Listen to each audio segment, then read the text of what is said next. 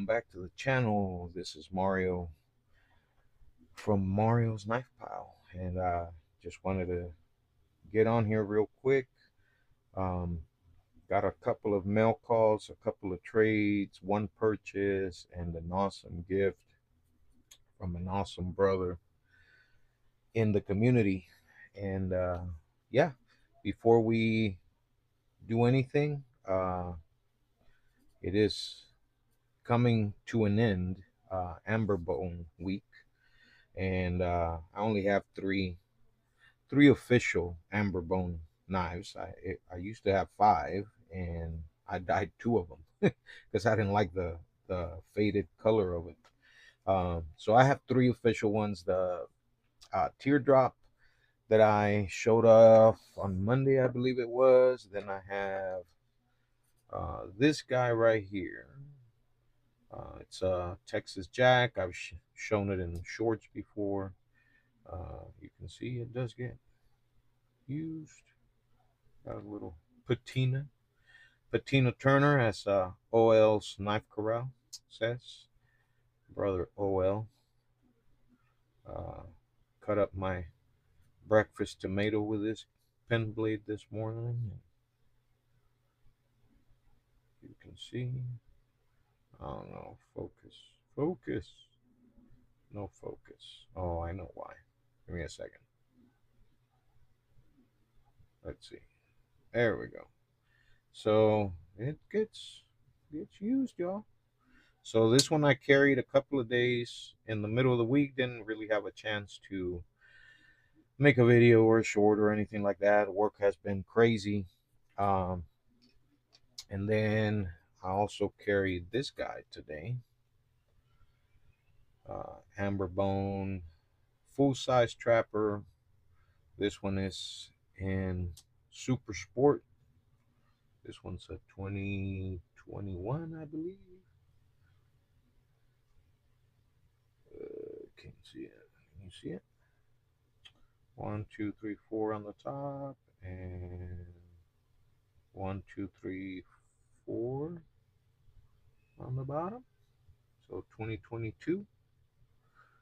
It's a few years old. Uh, it's a good girl, good knife. She got some use yesterday and today. So Amber Bone Week comes to an end with this trapper. I also been carrying for the modern Sage 5, and as you can see, it has gotten used this week. Um, Opened, I believe it was 12 smart boards before we set them up and everything. Um, this guy's also been getting used. And this one's my EDC. Pretty much every day I carry the SOG Power Pint. Awesome little um, multi-tool. So yeah, good good EDC there. What else? I mean, my Gondek EDC Hank. It's got the microfiber in the back. Um, and then just the normal stuff, y'all. Y'all already know. Have the little pouch, Velcro pouch, with all the goodies in it, and then my wallet. This one's uh Herschel Supply. Uh, awesome little minimalist wallets. Good stuff, y'all. So yeah, that's what I've been carrying this week for Amber Bone Week, and just my regular EDC pretty much. Last week, in one of the chats that I'm in, brother Tim over at the Bearded Knife Guy had posted um a picture of a knife, and he's like, "Hey, I just won this in a giveaway. I'm not fond of it. I would rather have a Spyderco. Does anybody want to trade?" Well, I would never buy a knife like this just because of the price point. Um, They're anywhere between 150 to 300 bucks, depending on the trim and all that other good stuff. So I shot them an offer. As you guys, I think, have seen on my post and my shorts, I had traded for a Spyderco Joe Jumbo, which is the biggest of that series. So there's the Micro Jimbo, the Joe Jimbo, and then the Joe Jumbo. So that thing was huge. I think when I sent them the picture of it, I think from tip to butt, it was 9 inches. So I don't have the biggest hands. I'm 5'5" on a good day. So yeah, he had posted a picture, and I was like, "Ooh, I don't have one of those. I would love to try it." So I shot him an offer of that knife, and he's like, "Man, I like it. Can you send me some more pictures?" So I sent him a few pictures of that Joe Jumbo, um, and he's like, "Man, I like it. If you want to make a deal, or I was like, "Well,." Do it. And then he made a video of some knives that he had up for trade. So we ended up doing a two knife trade. So the first one for that Spyderco, I ended up getting this guy. Sorry about the greasy. So this is if I'm not mistaken, a copper and clad um, exclusive Benchmade bug out. It's got the satin blade. Love that blue thumb stud. Again, I've never had one of these, so I'm very, very happy that we were able to come up with that trade. Um, he got what he liked and what he wanted, and I get to try out a Benchmade. So awesome trade, brother Tim. I really appreciate it. Thank you so much for uh, for the trade. That's one thing about this community that you can guarantee, um, that you will, or there's opportunities to try out new knives or knives that you maybe wouldn't, just go out and buy with trades. Uh, and then sometimes with those trades, you like the knife, sometimes you don't like the knife. So then you can throw it up for trade again. So awesome, awesome opportunity to be able to try out a Benchmade. Man, this thing is light. I can tell you all that much. So I can see what the hype is about. Uh, Very EDCable, if that makes sense. So everyday carry. I haven't carried it because I just got it. This one's in Magna Cut. Um, but I mean, very light compared to that Joe Jumbo. Man, that thing was hard to carry. I wear blue jeans and jeans in general, and some of the pockets, especially like my Western jeans, they're kind of not small, but smaller than regular pants. And that Joe Jumbo didn't even fit. So there was times that I wanted to carry it, and I couldn't even carry it. So yeah, thank you for that trade, brother Tim. And then on the video that he posted, um, he had said that he had a vintage Buck 110. So I replied on our message. I was like, "Hey," I said, "I saw that buck." I said, "Do you know how old it is?" He goes, "Well," he goes, "I think it's like 70s, 80s." So after kind of like pictures and talking, I figured out that it was a two dot. So we ended up trading for it. As you can see, the old Buck uh, logo there. Very cool sheath. And the other thing that caught my attention was the engraving on the bolster. So, as you guys know, I grew up in Mexico, and my grandpa was a landowner and a property owner. He had, I think it was like 14, it's not acres, but hectares. In Mexico, they measure uh, land in hectares. So he had 14 hectares, 14 or 15 hectares, and he used to grow corn, sorghum, okra, depending on the year, and stuff. And when I saw this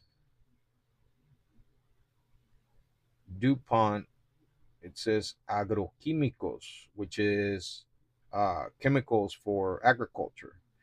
And I remember seeing that growing up, which is the chemicals that they used to treat the land with, essentially, in the plants.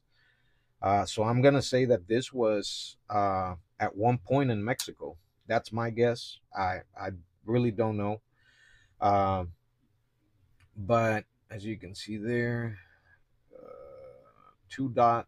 Oop, so I believe this one's a 7980. Um, and yeah, so I ended up trading him a roastcraft that he liked, Skinner, and that I had posted up for sale on Instagram, and we ended up trading for it. So he gets to try something that he didn't have or he didn't try, and then this one is gonna be in the pile because it's a 1980. So this one's not going anywhere. And I know he had mentioned on the video, he's like, oh, I'm sure somebody, if you wanted to, you could, sand off that um, engraving. And I'm thinking to myself, no, that's gonna stay like that because it definitely brought up memories of my grandpa growing up in Mexico and stuff. So yeah, that's uh, that's what we traded for, brother Tim. I really appreciate it. It's an awesome knife. I'm just gonna leave it out here. Put the sheath on the side. Um, Then, so I did sell a couple of knives that I was not using or I was not fond of. A case trapper, which Bubba just showed it on yesterday's. I think it was yesterday's video. Maybe it was this morning's video. I don't know. Um, and obviously, being a trapper, what I was gonna do because I don't like the red, I was gonna dip it in some dye. But before I did that, I said, you know what? I'm gonna leave it as is because first of all, I know Bubba's Georgia Bulldog fan, which they're red. I said, and he likes the trapper, so I offered it to him. He said he would take it, so that went on its way over there to Georgia. So I had a little bit of extra money. I had a modern, um, what is it, a Katuo Jacusa that I had won in a giveaway, and I was not fond of that knife at all. Like I like modern knives, and that one was a little too fancy to even carry in my opinion, and I wasn't going to carry it, so I ended up selling it. So I had a little bit of extra cash, and a few weeks ago, maybe even it was last month, Chase over at Southern Blades on Instagram, and he's here on YouTube too. I think he's done some shorts. He had this girl on his whatnot, uh, and I believe it was the day after I asked him if he had sold it. And he goes, "No, Mario." He goes, "I still have it." And I was like, okay. So I just, I was just wondering. I didn't have no money back then. So I when I got some money in my pocket, I reached out to him and I said, hey, do you still have this knife that you had on your whatnot? And he goes, yeah. He goes, I still have it. He goes, this is how much I want for it. And I was like, okay. I said, well, let's make a deal. So he sent this over this past week, and as you can see, it's LT Wright. This one was a Carry Commission, um, not exclusive, but collaboration with LT Wright. If you know Carry Commission, they're they make all kinds of stuff, EDC stuff. If you search it up, they have a website. They do like EDC pouches and all kinds of stuff. So this was a collaboration with uh, Carry Commission, which the donkey is the logo of Carry Commission, and then you see the little hut of LT Wright there. This one, I believe, is, and they had made a few different ones, and I believe, I forget what. I don't think this one's Magna Cut. It's a different steel. Um, but I saw it and I wanted it. I like small little fixed blades. I did treat it with Warrior Works blade blubber on the Micarta, and as you can tell right there, it's already. I just got it yesterday, so uh, I love that Micarta. I think it's called Python Micarta or something like that. Um, really awesome little knife. Uh, so it came with this sheath. This is the original sheath, and it used to have a loop in the back, and I guess the previous owner cut it off. So what I ended up doing yesterday, I got home from work and was all excited about the knife that I ended up making this little sheath for it. And I'll tell you what, man, props to leather makers out there because I spent probably, I don't know, I'm gonna say like 4 hours on this thing. So I couldn't make a living making leather, y'all. So uh but yeah, I did a little side draw sheath for it. First time making one of these. I did do a belt loop on it in case I wanted to carry it either way. So you can see I I don't know if you'll be able to see it, but I went that way a little too much. I should have come this way.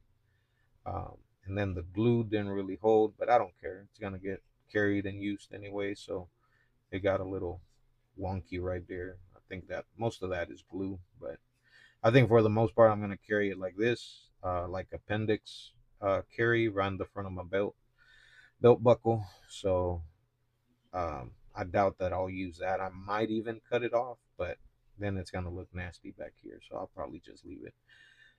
It'll be out of the way anyway. But yeah, made a little sheath for it.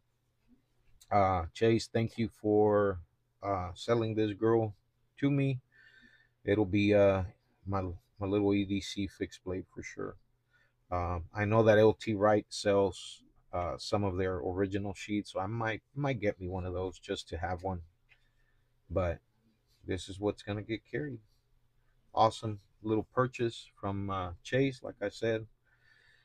Uh, he also threw in a couple of coins. He's a coin collector.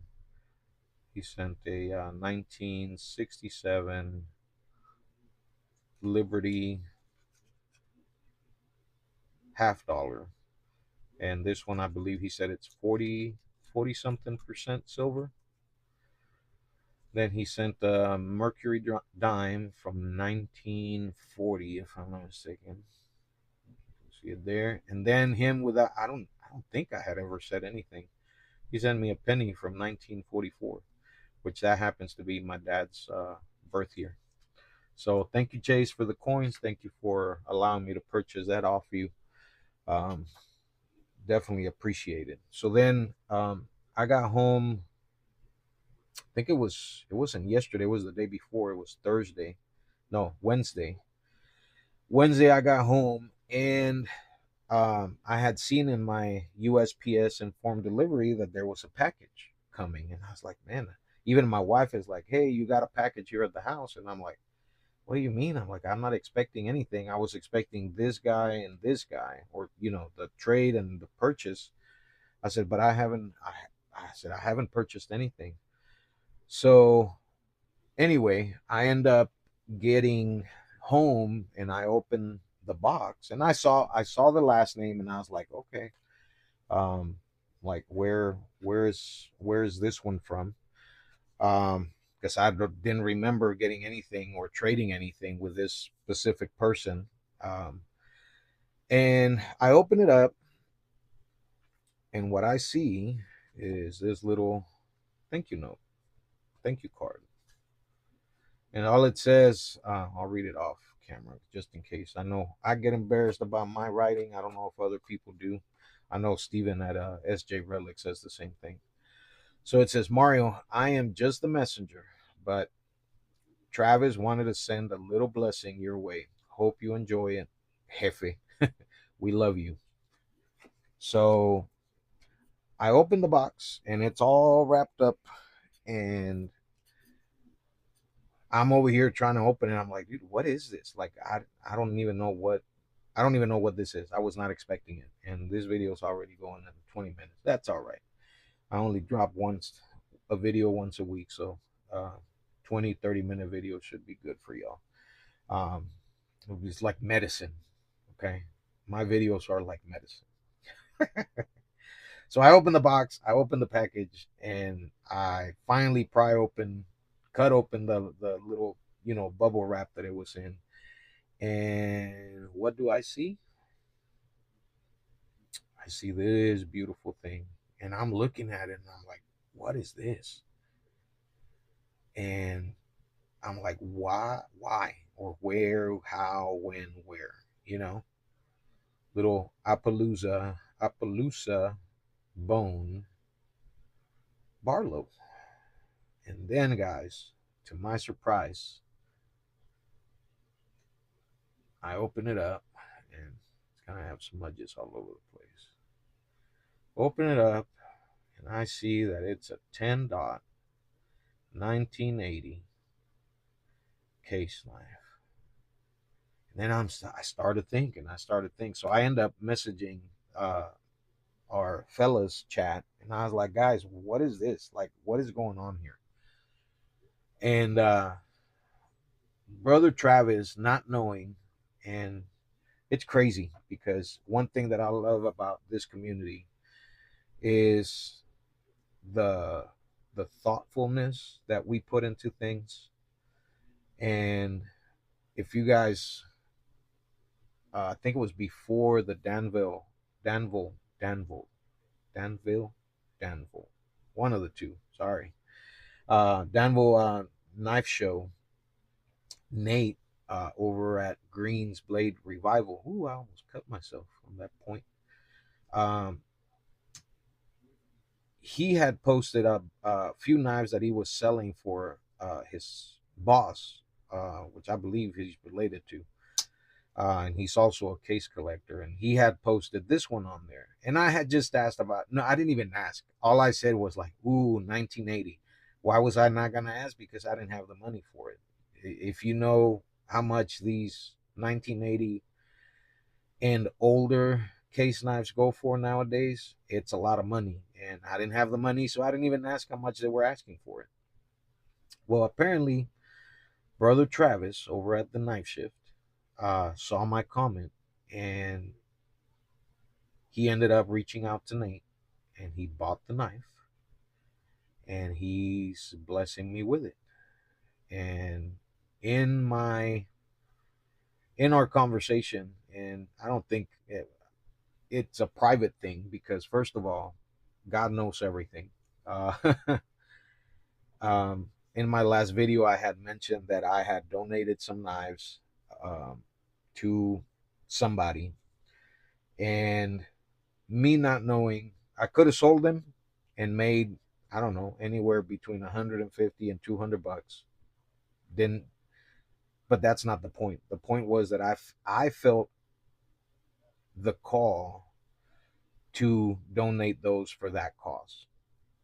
And then around the same time, maybe even before, this was before actually, before that decision that I made to donate those knives, Travis felt it in his heart that he needed to buy this and send it to me as a gift.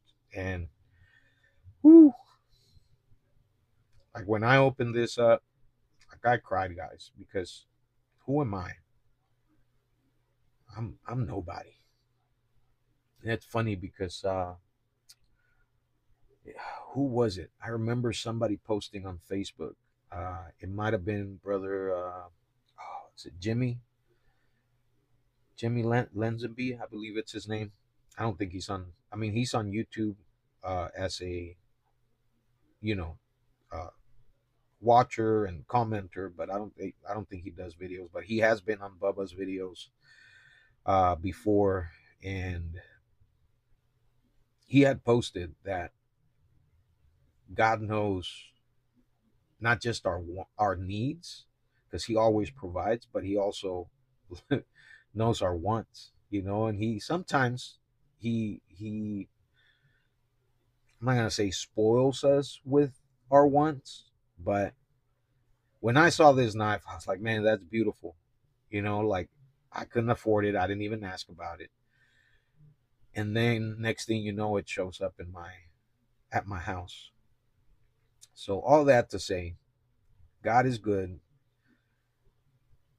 When you feel that tug at your heart, when you feel that want, almost like I was thinking the same thing the other day. I was watching JC's video about um, donating the money of that Essie knife that he had to Tommy Boy. Tommy Boy's in need.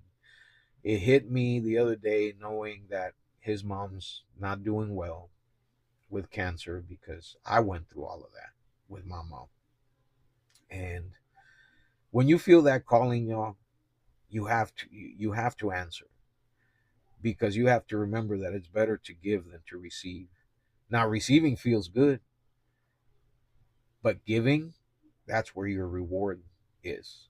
Because sometimes if we don't listen to that word, I'll go as far as saying, if you don't listen to the Holy Spirit telling you, hey, you need to do this for this person, how are you going to get rewarded if you don't listen? Think about our kids.